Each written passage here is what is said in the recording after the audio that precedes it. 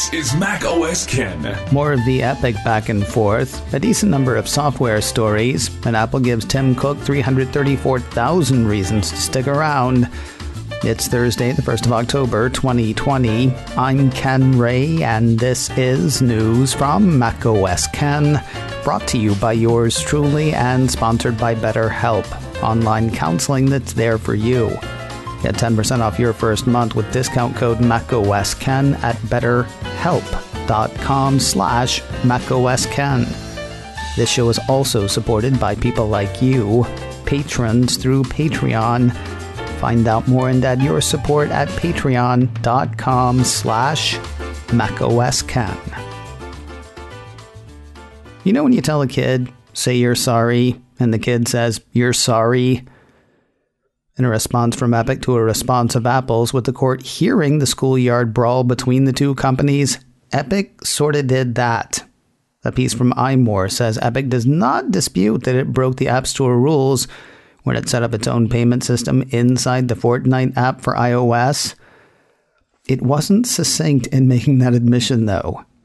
Quoting Epic's filing, Epic does not dispute that this competing payment solution was prohibited by contractual provisions that Apple has unlawfully forced on developers like Epic who sell in-app digital content, even though Apple allows numerous other app developers to use competing solutions. Epic does not dispute that if Apple's contracts were lawful, all in-app purchases made by Fortnite users on iOS would be subject to Apple's 30% tax, even though Apple has exempted numerous other developers from this tax. But Epic denies that its refusal to abide by Apple's anti-competitive scheme was in any way wrongful. Epic looks forward to proving at trial that the agreements on which Apple bases its counterclaims are illegal and unenforceable. I'm sorry, did they enter the App Store under duress? I will say I am grateful to this piece for a deeper dive on the hotfix issue. Apparently, a hotfix in this situation would be the developer making a slight change to an app without having to go through an update submission and approval process. According to a FOSS patents report cited by iMore, legit examples of hotfixes would be beating down a bug or adding new and one assumes relatively inconsequential content. Epic's hotfix here, says FOSS, was just that the server told the client, the Fortnite app, to activate a certain feature that had been hidden from Apple, something that Epic itself says in the most recent filing was prohibited by contractual provisions. Otherwise, it sounds as a pound. Now, there's one other detail that raises questions about Epic's relationship with the truth. Remember last month, the 9th of September, when Epic said Apple said that it was going to kill sign-in with Apple for Fortnite players? Then the next day, Epic said that Apple said, never mind, sign-in with Apple would continue to work. Epic still encouraged users to go ahead and move away from Apple's sign-in service in case the capricious company changed its mind again. Yeah, it's starting to sound like the Apple part of that never happened. Something I missed last month was Apple saying it didn't know what Epic was talking about. Quoting a piece from the 10th of September from The Verge, when reached for comment about the 9th of September news, Apple told The Verge that it was not doing anything to stop sign-in with Apple accounts from working with Epic Games, so there's some kind of discrepancy in who is telling the truth, as Epic is maintaining that Apple was previously enforcing the shutoff, and the way Epic is talking about it still possibly could. It is strange that it was headlines all over the place that Epic said Apple was killing sign-in with Apple for Fortnite, but little more than a throwaway that Apple refuted the statement. As far as I can tell, the only reason this is coming up again is because Daring Fireball's John Gruber wrote this week about what he'd heard the week this was going down. The Mac Observer linked to a pertinent bit, wherein Gruber said, I spent a few hours back on the 9th of September digging into the sign-in with Apple story, and multiple sources at Apple told me Epic's claims were simply false. There was never a September 11th deadline for their sign-in with Apple support to stop working, and in fact, Apple's sign-in with Apple team performed work to make sure sign-in with Apple continued working for Fortnite users, despite the fact that Epic Games' developer account had been revoked. There was no extension, because Apple was never going to revoke Epic's sign-in with Apple access. At this point, Gruber concludes, Epic has passed the fool me once, shame on you point of the proverb. News of the Apple-Google Exposure Notification API from Belgium, man, Belgium. You can probably guess the news Belgique. Apple Insider says the country is using the Silicon Valley solution in its Coronalert app, launched on Wednesday. Available for both iOS and Android, the report says the Belgian government strongly encourages all citizens to download the app if possible, as contact tracing apps only work if a sizable percentage of the population uses them. Wow. A government with a unified message trying to unify the people to fight the spread of COVID-19? Must be neat. Belgium, man. Belgium. More news in a moment, but first a word from BetterHelp, online counseling that's there for you. The new normal isn't that new anymore, nor does it feel that normal. If that's got you down, or if anything is holding you back, you may want to give BetterHelp a try. BetterHelp is sort of built for today, because everything happens online. No need to worry about social distancing, and no need to worry about who knows what about what you're up to. Everything is confidential. You find and meet your own licensed professional therapist on your tablet, your smartphone, your computer, whatever's comfortable. And if you and your counselor don't gel, finding a new one is easy and free. So many people have been using BetterHelp that they're recruiting additional counselors in all 50 states. If you need help, give BetterHelp a try. As a listener, you'll get 10% off your first month by visiting betterhelp.com/macOSKen. Join over 1 million people taking charge of their mental health. Again, that is BetterHelp, H-E-L-P, betterhelp.com/macOSKen. One more time, it's betterhelp.com/macOSKen. And a big thanks to BetterHelp for sponsoring today's show. If your Apple Watch hasn't been recording GPS data since the watchOS 7 update, Apple's got a solution, and you're probably not going to like it. Nuke it and start over. Mac Rumors spotted a newly published support doc on Wednesday, primarily addressing the missing GPS data, though the piece says it also hits excessive battery drain.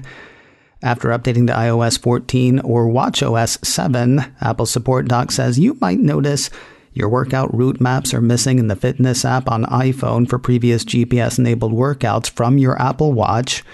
The activity, heart rate, or other health-related apps fail to launch or load on your Apple Watch.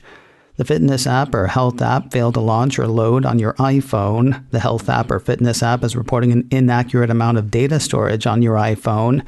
The Activity app is reporting an inaccurate amount of data storage on your Apple Watch. Your environmental sound levels data or headphone audio levels data from Apple Watch is missing in the Health app on iPhone. And there may be increased drain on your iPhone or Apple Watch battery. If you're experiencing 2 or more of those symptoms, Apple says you should nuke the things and start over. Yes, you'll need to do it to your iPhone too. In fairness, start over isn't quite right. Rather, Apple says you should unpair the watch from the iPhone, verify iCloud settings and create a backup, erase all your content and settings from your iPhone, and then finally restore your iPhone and Apple Watch from backup. The aforementioned support doc has exact steps to follow to accomplish this feat. Good luck. We'll see you on the other side. News of 3 more public betas today. 2.5 maybe. Apple Insider says the second beta of iOS 14.2 and iPadOS 14.2 are out. That's like 1.5 betas, I think. The flashiest additions to the mobile operating systems. New emoji. According to the report, Apple has introduced a plethora of new emoji, including bubble tea, strawberry, flip-flop, and more. The new emoji are part of the Unicode 13 release. In total, there are 58 new characters, faces, objects, and animals coming with iOS 14.2. The piece says other minor changes include tweaks to the Now Playing screen and Control Center and the Home app. Not new to the second beta, but new to 14.2 is the Shazam button in Control Center, letting you know the name of that song at the push of a button, rather than having to ask Siri or open the standalone Shazam app. As for the other public beta, a piece from Mac Rumors says the latest for macOS Big Sur is out to testers. The report lists a lot of new features for the OS itself, though nothing new specifically for the latest beta. If you're in the public beta program already, go get them. If you're not but want to be, you can learn more at beta.apple.com. Apple Insider reminds readers, though, betas are for the spare machine or the test machine, unless you're cool with potentially buggy for your primary device. When Big Sur doth arrive, or when we all get to Big Sur, what a day of rejoicing that... If you're looking forward to watching Netflix in 4K once you make Big Sur, you're going to need a relatively recent Mac to do it. Apple Insider says a recent update to the Netflix Help Center indicates that watching 4K or Ultra HD on a Mac in Big Sur will require select 2018 or later Mac computers with an Apple T2 security chip. You'll also need a pretty high-end monitor if you're going external, but that makes sense. Why would Netflix require a T2? Apple Insider says Netflix fails to explain that requirement, which, by the way, is not necessary to stream 4K HDR on comparable Windows machines. Sounding it out, the piece says the T2 chip does integrate a number of critical controllers, like the system's image signal processor and audio controller, which have been proven to lend a moderate boost to video encoding. It is possible that Netflix simply added the T2 requirement to ensure subscribers are using modern Macs with current graphics components. Or it could be an Apple thing. While a support doc from Apple on HDR video on the Mac doesn't mention the T2 specifically, it appears that the only machines that support it would sport the T2. Apple's put the Beats updater out to pasture. Remember when all headphones needed to work as an audio source was something to plug into? Now they need firmware. Also, when I was a young man, to take a ferry cost a nickel, and in those days, nickels had pictures of bumblebees on them. Give me 5 bees for a quarter, you'd say. Now where were we? Beats had been updated by a Beats updater. Well, you can still get that. A piece from my download blog says Apple is moving to, surprise, over-the-air updates. People using Beats hardware with an iOS or iPadOS device won't have to do anything. The unit to which they're paired will provide the update. Apple says users who paired their Beats with an Android device should get the Beats app for Android from the Google Play Store to keep up with their firmware updates. A couple of Apple TV Plus shows are going back into production across the pond. Deadline says the Uma Thurman drama Suspicion and the Gary Oldman series Slow Horses are both headed to the set. Suspicion is in pre-production with camera set to roll later this month. Slow Horses is expected to start shooting in November.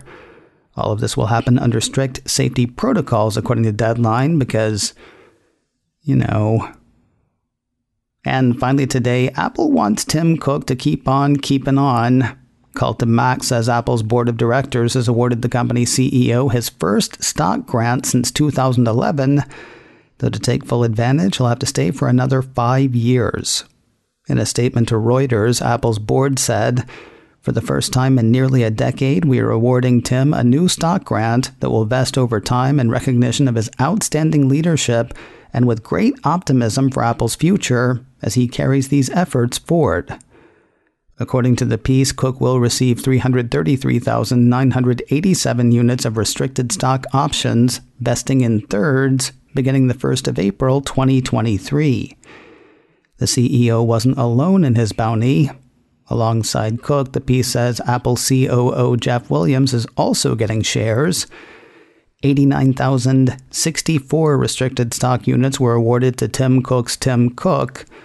They'll vest on the same schedule as the CEO's, according to the report. Coming up in a few minutes, as the pandemic continues, so does business. The Average Wine Enthusiast host Michael LaPlante and I start talking about virtual WWDC and other Apple events, but we kind of wander off a bit, pondering virtual reality, what's taking so long for virtual reality, and whether it'll be a good thing. Thoughts on our virtual summer in a few minutes. Listen where you get podcasts or on my YouTube channel, youtube.com/KenRay. macOS Ken, brought to you by me and sponsored by BetterHelp. Get 10% off your first month with discount code macOSKen at betterhelp.com/macOSKen. This show is also supported by people like you, patrons through Patreon. Find out more and add your support at patreon.com/macOSKen. Advertising handled by Backbeat Media, online at backbeatmedia.com. You can reach me a couple of ways, info@macosken.com or call 716-780-4080. We will talk again tomorrow. Until then, that is news from macOS Ken. I'm Ken Ray.